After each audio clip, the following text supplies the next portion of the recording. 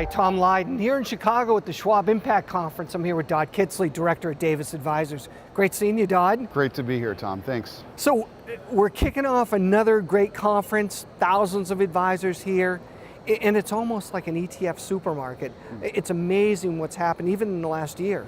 The growth has been nothing short of amazing, and it's neat to see a lot of new solutions coming to market, Davis included, in terms of delivering new and unique things to help solve for investor demand, and it's been exciting. It has, and so speaking of that, you folks launched 3 ETFs at the beginning of the year. We're not quite 12 months into it.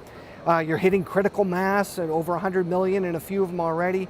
Talk about the experience and how it's been so far, and then we're going to get into the uniqueness of how your ETFs are established. Yeah, it's been unbelievably rewarding. So first of all, clients came to us and asked us to deliver our investment discipline in an ETF format. There was a recognition that the ETF structure delivers so many advantages that are really compelling: the tax efficiency, the liquidity, the transparency, and it really aligned with the way that we manage money. So we said, why not? And we launched these products, and we've seen tremendous amount of growth because it really filling a need that's been unmet in the marketplace, and that's true time-tested active management in a traditional ETF structure. Right. So you've got 3, you've got domestic, you've got a global, and then financial services, correct? And which is really your sweet spot. Yes, I mean all 3. I mean we are truly equity specialists. We're not all things to all people. We really focus on bottom-up stock selection, high conviction ideas, relatively concentrated portfolios, and they pair so unbelievably well with traditional market cap weighted index strategies. So, it's been very, very exciting. We've seen a lot of growth, over $300 million in assets across all 3. And it's great. So, and you mentioned active, and we need to spend time on that. Listen, there are not that many shops like yours that have the guts to be completely active and completely transparent. So every day, if you guys make a change, you put that on your website so people can see what you've bought and what you've sold, correct? Absolutely, yeah. And we view transparency as a virtue, not anything to kind of hide behind. And we believe investors have a right to kind of understand and know not only their line items in their portfolio, but the whole reason behind that. And we think the structure just really delivers so much to the marketplace, and we're really pleased to be able to offer it. So active really hasn't. It's been challenged to a great degree over the past 8 or 9 years, where passive investing, buy and hold's done well.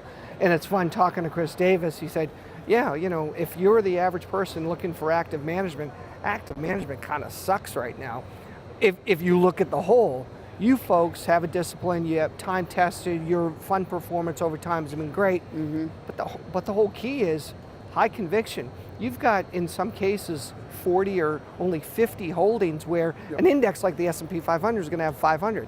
What's the pro and con there? Well, I mean, true active management really does need to be benchmark agnostic, right? And you can't expect a different result by doing the same thing that everyone else is doing. So we think that indexing has been a beautiful thing for the active business, because it really is weeding out a lot of the dead wood and the bad active out there. The folks that are closet indexers, that are high fee, that are high turnover, kind of short term. And really if folks look at kind of being able to look different than the index and be able to have high conviction ideas over time, that really can pay off. Yeah, so for example, the S&P 500, it's done really well, but year over year, there are not many changes in that index. No. And it's cap weighted. Yep. Every single security that you guys have in your portfolio, you guys are looking at it every day, and if certain things happen, boom, it's out, right? It's conviction weighted, right? Yeah. I mean, you take the global, for example, right? You look at the benchmark, they're over 2,000 securities. We'll say that, hey, they're not 2,000 good companies that we want to own. We own 38, and 38 that's conviction weighted, that over time we think are really going to compound and grow wealth and appreciate. Well, listen, we're not wishing a bear market on anybody, but also in those times, you folks tend to shine. So again, as we're looking at this whole thing, I'm really excited to see what the future is going to continue to bring for you folks. I'm so excited about it too. And you know, Tom, I've been an evangelist for indexing for a very, very long time, 20 years, and I believe indexing's brought so much to the table, but the pendulum has swung so much the other way in terms of sentiment, and folks really should reserve a place for active management within their portfolios, because when we get out of this momentum-based bull market, active really can shine. Absolutely. Dodd, as always, great seeing you. Great to see you too. Thanks. Tom.